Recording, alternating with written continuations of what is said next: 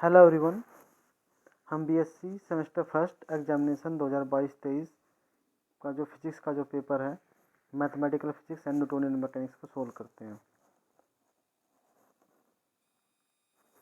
हमारा इसमें जो फर्स्ट क्वेश्चन है वो ये है, line integral of a vector A around a closed path is known as.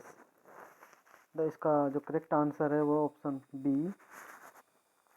Next question है, the radius of gyration of a body does not depends on. जो radius of gyrations होती है वो body के मास पर डिपेंड नहीं करती। इसका करेक्ट आंसर है ए। नेक्स्ट वन है, for a conservative force, for a conservative force के लिए del dot F equal to 0। The correct answer is A. Next one, the elastic potential energy of a wire stretched by a force F is U. If some wire is stretched by a force 2F, its potential energy will be। इसका जो correct answer है वो है B.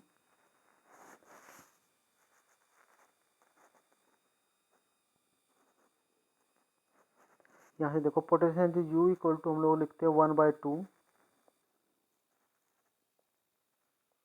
Stress into strain into volume.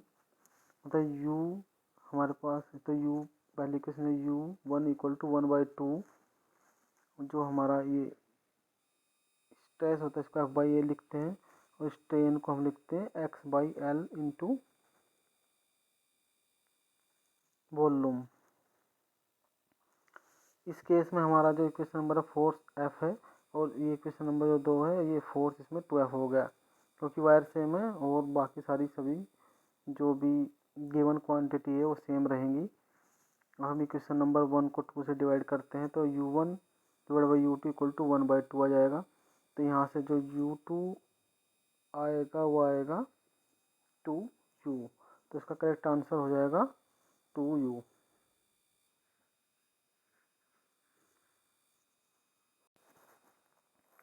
हमारा next question है question number 5। If the mass of electron is me, the reduce mass of positron will be. इसका जो correct answer है वो ऑप्शन सी। नेक्स्ट वन है, the value of gravitational force is maximum at. हमारी जो gravitational force होता है उसकी जो मैक्सिमम वैल्यू होती है वो होती है पोल पे मैक्सिमम। इसका जो करेक्ट आंसर बी है। नेक्स्ट वन है question number 7। The rocket is based on the principle of conservation of linear momentum. Correct answer is B. Next question है question number 8। Lissajous figure are use in measurement of phase difference. Correct answer is C. Next one है question number 9। The maximum power absorb by a force oscillator is at resonance. Correct answer is A. Question number 10। The damping constant A damped harmonic oscillator is 0.02 per second. What is maximum relaxation time. इसका जो correct answer है option A. Next, A particle execute simple harmonic motion with the frequency n, the frequency of oscillation of its kinetic energy will be 2n। मतलब जो हमारी kinetic energy वो double frequency से oxalate करती है। तो इसका करेक्ट आंसर हो गया सी। नेक्स्ट वन है, the gravitational field inside a solid sphere is constant. The correct answer is B. हमारा नेक्स्ट क्वेश्चन है, the expression for reduce mass is mu equal to m1 m2 divided by m1 plus m2। Option A. Next question है, the equation of plane progressive wave in a medium is y equal to a sin 4t minus 0.02x, where जो x and y है वो centimetre में है, time जो हमारा second में है। हमें वेवलेंथ फाइंड आउट करना है। इसका करेक्ट आंसर सी है। ये यहाँ पे मैंने सॉल्यूशन दिया हुआ इस क्वेश्चन का।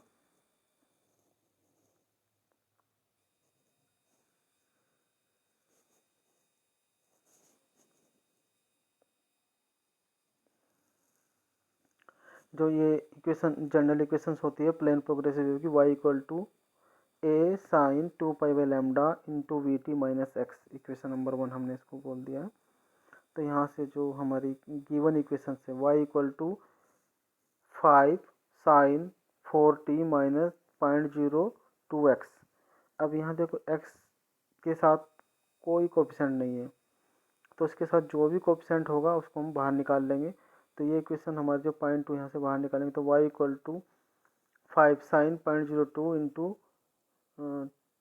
200t minus x, equation number 2 हो जाएगी। अब इक्वेशन नंबर 1 एंड 2 को कंपेयर करेंगे तो यहाँ से 2 pi by lambda equal to आ जाएगा 0.02, और इसके यहाँ से लैम्डा को हम निकाल लेंगे, लैम्डा इक्वल टू आ जाएगा 314 सेंटीमीटर। हमारा नेक्स्ट क्वेश्चन है the frequency of ultrasound wave. जो अल्ट्रासाउंड होता है उसकी frequency greater than 20 kilohertz होती है। तो इसका correct answer option C. Next है the phase difference between the wave y equal to A sine omega T minus K X and y2 equal to A cos omega T minus K X is. The correct answer है इसका π/2।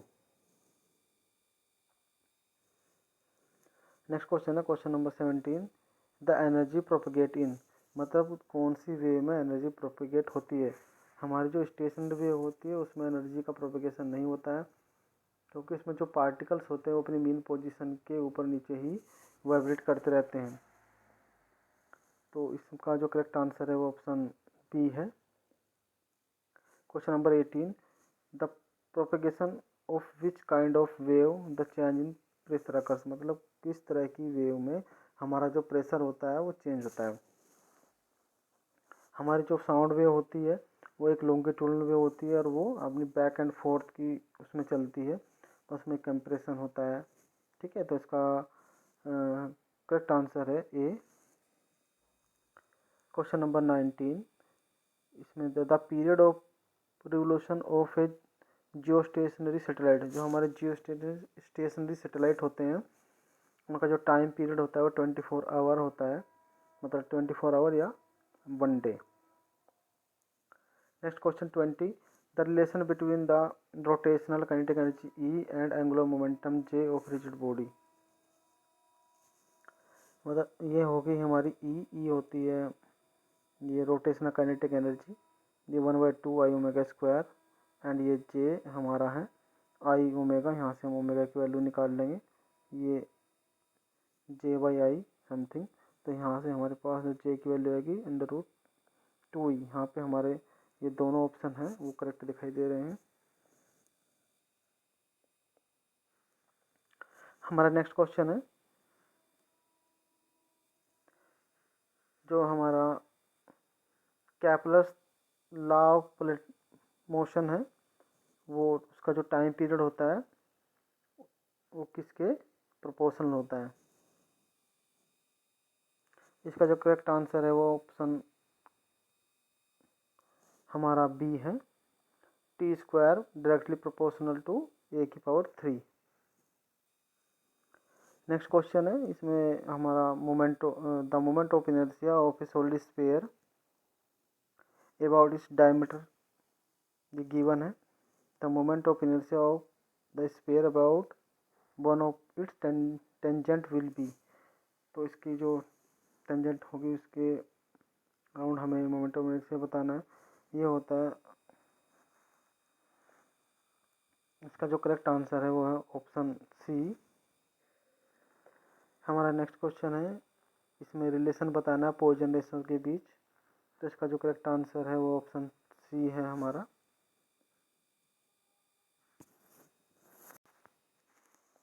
हमारा next question है the moment of inertia of a ring जिसका mass m और radius r given है about an axis passing through centre and perpendicular to its plane. The correct answer is, इसका जो correct answer है इसका correct answer है mr²। ठीक है, नेक्स्ट क्वेश्चन है when the torque acting on a system is 0 which of the following quantity is conserved. Actually torque equal to होता है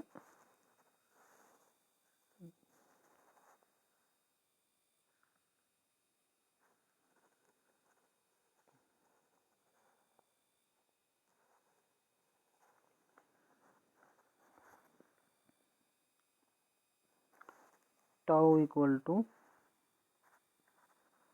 D L over d t. तो ये टॉर्क यदि इक्वल टू 0 हो जाए तो यहाँ से हमारा क्या जाएगा, द मोमेंटम इज कंजर्व्ड। तो इसका जो करेक्ट आंसर है वो है एंगुलर मोमेंटम, जो हमारा एल है वो होगा कंजर्व्ड रहेगा। हमारा नेक्स्ट क्वेश्चन है, इसमें भी हमें रिलेशन बताना है। इसका ये भी डायरेक्ट क्वेश्चन है, इसका करेक्ट आंसर है आंसर बी। नेक्स्ट क्वेश्चन है, अर्थ बताना, अर्थ क्या सा हमारा इनर्शियल फ्रेम होता है, नॉन इनर्शियल फ्रेम होता है। इसका करेक्ट आंसर ऑप्शन बी है, हमारा जो अर्थ है वो ये नॉन इनर्शियल फ्रेम है। Next question 28, the theoretical value of the Poisson ratio is, उसकी जो पॉइसन रेशो होती है, हमारी थ्योरेटिकल जो वैल्यू होती है वो 0 से 0.5 के बीच होती है। इसका करेक्ट आंसर है बी। नेक्स्ट क्वेश्चन है 29, the moment of inertia of a thin sphere shell of mass m and radius r about its diameter. इसका करेक्ट आंसर है 2/3 mr²। ये भी डायरेक्ट क्वेश्चन है। Question number 30, in a rotating frame a body experience a force in radially outward direction, this is called the centrifugal force, the upकेंद्री बल। Correct answer is A. Next question है, ए inclined plane makes an angle theta with the horizontal, a solid sphere rolling down its inclined plane from rest without slipping and a linear acceleration is equal to। इसका correct answer D है। इसका solution है ये नीचे given है।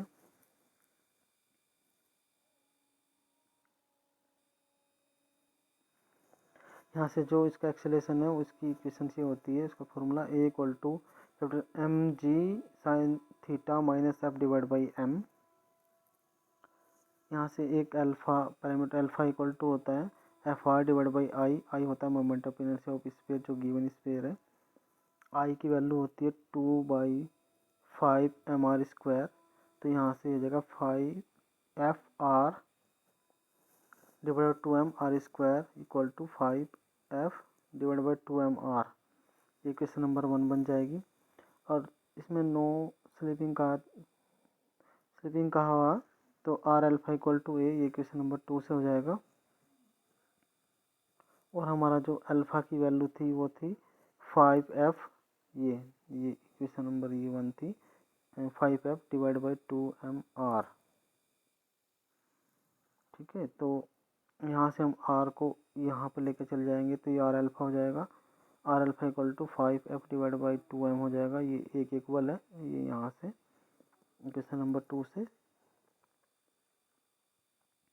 अब ये question number 3 और जो 1 है ये वाली ये क्वेश्चन है, इसको हम लोग एक दूसरे के इक्वल रखेंगे। तो यहाँ से 5f divide by m equal to g m sine theta minus F divide by m हो जाएगा। यहाँ से हम इसको सोल्व करेंगे इक्वेशंस को और यहाँ से f बाई एम की वैल्यू निकालेंगे। तो f बाई एम की वैल्यू आएगी 2/7 G sine theta equal to f by M. अब इस f बाई एम की वैल्यू हम लोग रखेंगे इस इक्वेशंस में। तो यहाँ से a इक्वल टू हो जाएगा m से इसको डिवाइड कर देंगे G sine theta minus f by M, यहाँ f बाई एम की वैल्यू रख देंगे। तो इसको सोल्व करने के बाद हमारे पास आ जाएगा 5g divide by 14।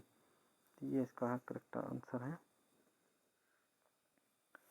Next question है, A for an inertial frame of reference the following quantity must be 0। Option B is correct है। Next question 33, the separation between two consecutive nodes in stationary wave is, इसका जो correct answer है वो option D है, इसमें λ/2 होता है। Question number 34, the gravitational and electrostatic force, ये होता है central force, inverse scalar force और कंजर्वेटिव फोर्स और ऑल ऑफ अबोव। तो इसका जो करेक्ट आंसर है वो डी है, इसमें सब होते हैं, तीनों ऑप्शन सही हैं।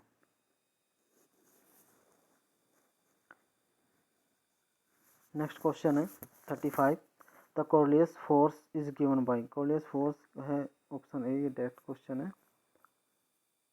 Next question, the value of gravitational potential is.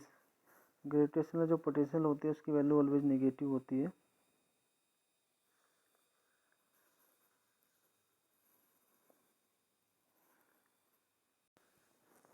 हमारा नेक्स्ट क्वेश्चन है 37, in the absence of any external force the velocity of center of mass is constant, option B। Question number 38, the law of Newton's are applicable. जो हमारे Newton's law है वो किसके लिए applicable होते हैं, वो in inertial frame, option B is correct. Question number 39, the correct form of the Newton's second law, F equal to del P और del T, option B is correct. Question number 40, Gauss divergence theorem. Gauss divergence theorem की जो mathematical form होती है वो option A is correct है। Question number 41, हमारी Stoke क्या है, Stoke curl theorem related to. जो स्टोक थ्योरम होती है वो क्या करती है, लाइन इंटीग्रल को चेंज करती है सरफेस इंटीग्रल में। इसका करेक्ट आंसर ए है। Question number 42, what is the maximum limit of theta spherical coordinate system. Theta की जो वैल्यू होती है कोऑर्डिनेट सिस्टम में वो क्या होती है। हमारा देखो इसमें जो स्फेरिकल कोऑर्डिनेट सिस्टम होता है, जो आर करता है value minus infinity two plus infinity होता है, और हमारा जो थीटा होता है 0 टू पाई होता है, और फाई जो होता है वो 0 टू 2 पाई होता है। तो इसका जो करेक्ट आंसर है वो है ऑप्शन ए। हमारा नेक्स्ट क्वेश्चन है, which of the following is incorrect for spherical polar coordinate system. मतलब पहला ऑप्शन है जैसे r cap theta cap z cap mutually perpendicular, हाँ एक दूसरे पर, ये भी ठीक है। ऑप्शन बी है the limit of theta, theta की लिमिट है 0 टू पाई बाई 2 दी, ये सही नहीं है, करेक्ट। तो इसका जो राइट आंसर है वो ऑप्शन बी है। नेक्स्ट वन है the velocity in spherical coordinate system is. The correct answer इसका है बी है। क्वेश्चन नंबर 45, इसका जो करेक्ट आंसर है वो है option B. Question number 46, the Cartesian coordinate of any point are 1 0 1 the cylindrical coordinates of the potential will be. मतलब हमारे पास कार्टेशियन कोऑर्डिनेट गिवन है जिसे हम सिलेंड्रिकल पोलर कोऑर्डिनेट्स निकालने हैं। इस क्वेश्चन का सॉल्यूशन ये दिया हुआ है। यहाँ से जैसे हमारे पास ये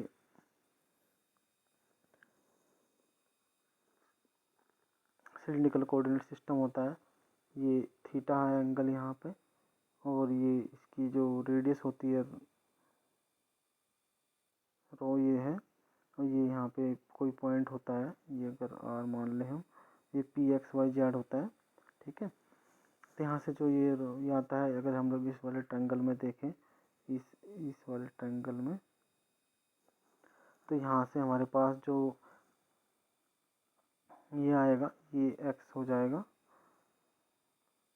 तो इसकी जो रो की वैल्यू है वो जाएगी राइट एंगल ट्रायंगल से under root x square plus y square, ठीक है। यहाँ से tan थीटा हो जाएगा,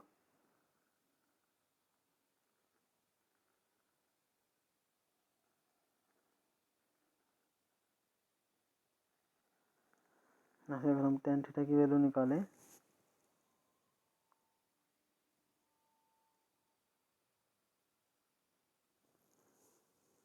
ये वाई बाई एक्स आता है, और यहाँ से जो जेड होता है वो जेड के इक्वल होता है।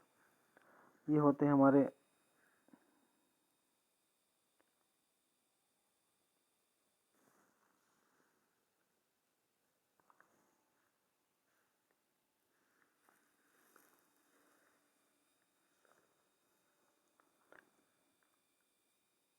कार्टेशियन कोऑर्डिनेट्स, और ये होते हैं हमारे spherical polar coordinates.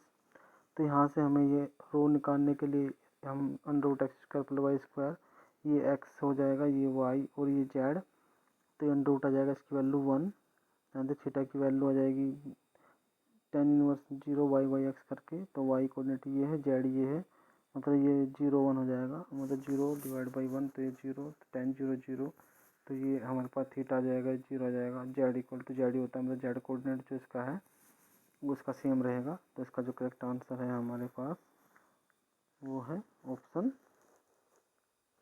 A. Question number 47, the spherical polar units vector in correct relation is. ये एक दूसरे के परपेंडिकुलर होते हैं, आर थीटा एंड फाई। तो इसका करेक्ट आंसर होगा सी है। नेक्स्ट क्वेश्चन है, the velocity of a particle moving a plane is. इसका करेक्ट आंसर है D. Question number 49, a particle moving on a curve. इसमें एक कर्व दिया हुआ है, where t is the time, the velocity at t equal to 1। तो इसका correct answer है डी। ये आर, ये आर को हम लोग कैसे x i y j z के लिखेंगे, तो यहाँ से डेल आर और डेल टी आ जाएगा।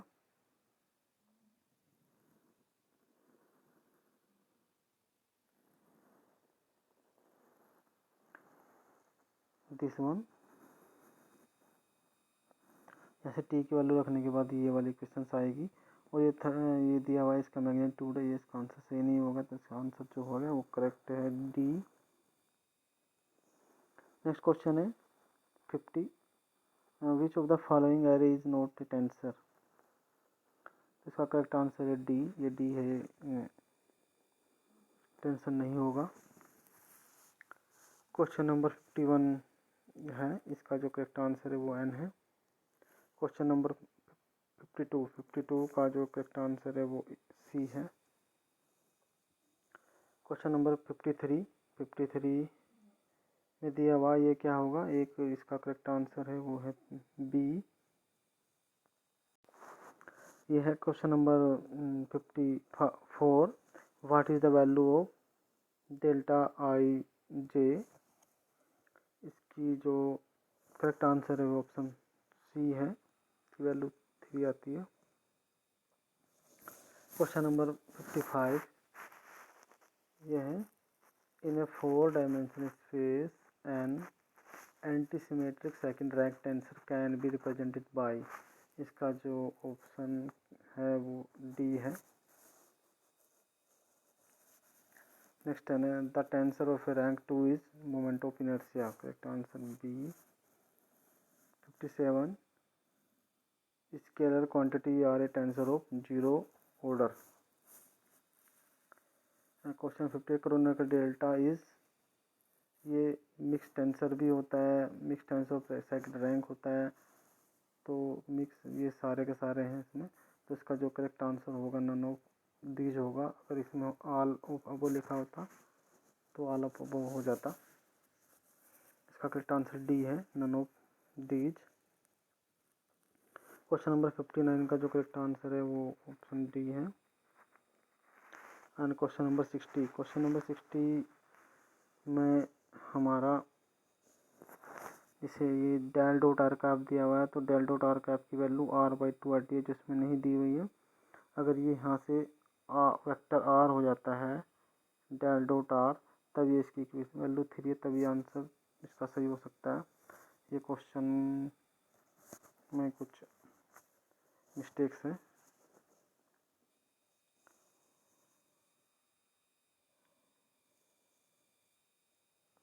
नेक्स्ट क्वेश्चन है, which of the following value of direct delta function del x-3 at x equal to 3 पे हमारी जिसकी वैल्यू आती है वो होती है 3। क्वेश्चन नंबर 62 में हमारे पास ये कोई वेक्टर दिया हुआ है, ये सोलिनॉइड होगा, तो इसकी जो वैल्यू ए की वैल्यू हमें फाइंड आउट करनी है। ये मैंने इस स्लाइड में यहाँ पर दिखाया गया है। क्या होता है, यदि कोई वेक्टर सोलिनॉइड है तो उसका डाइवर्जेंस क्या होता है, 0 होता है। अब ये जो वेक्टर दिया उसका डाइवर्जेंस लेंगे हम यहाँ से, तो हमारे पास जो ए की वैल्यू आ जाएगी वो 5 आ जाएगी। तो इसका जो करेक्ट आंसर है वो 5 सी है। अब हमें क्या, the value of del 1/r is.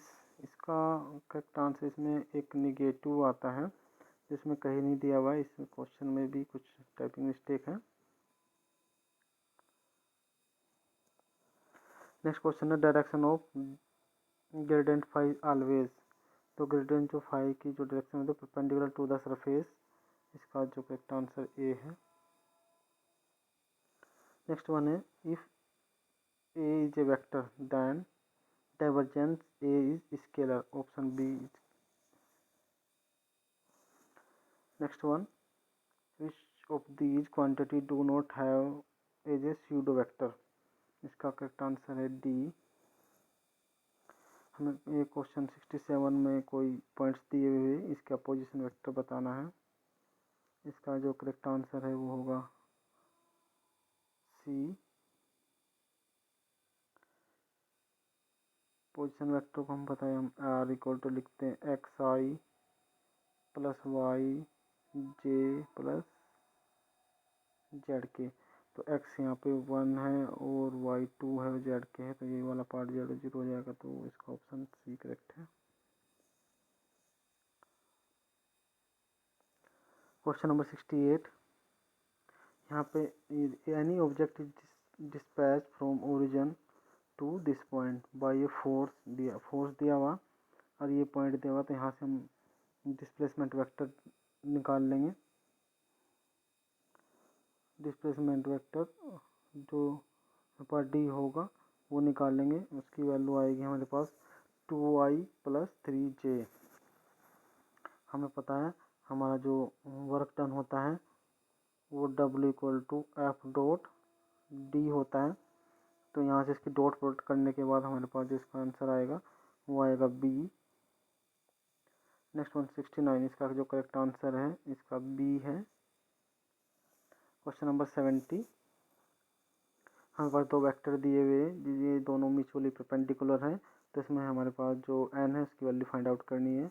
यदि कोई दो वेक्टर म्यूचुअली परपेंडिकुलर होते हैं तो उस केस में क्या होता है, ए जैसे ए और बी दो वेक्टर हैं, ये म्यूचुअली परपेंडिकुलर है, तो A dot B equal to 0। तो यहाँ से हम डॉट प्रोडक्ट की प्रॉपर्टी लगा के इसकी वैल्यू निकाल सकते हैं। इसका जो करेक्ट आंसर आएगा वो आएगा बी। क्वेश्चन नंबर 71 का जो करेक्ट आंसर है वो है सी। इसको सोल्व करने के लिए हम दोनों का मोड का स्क्वायर लेंगे, फिर इसको सोल्व करेंगे, फिर यहाँ से आ जाएगा हमारे पास लास्ट में फाइनल इक्वेशन से, जैसे A dot B equal to 0। तो ये इससे परपेंडिकुलर हो गए, जब तक परपेंडिकुलर तो इनके बीच का जो एंगल है वो हो गया 90 डिग्री।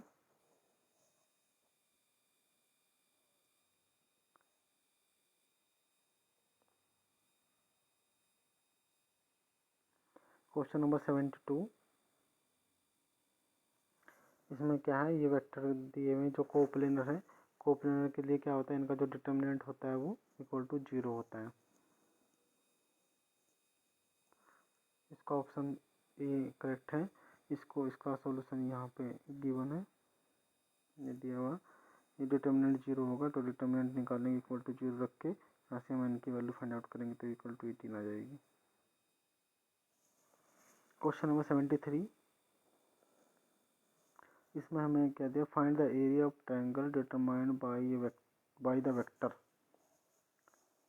मीन्स हमें इसका निकालना, तो इसका जो होता है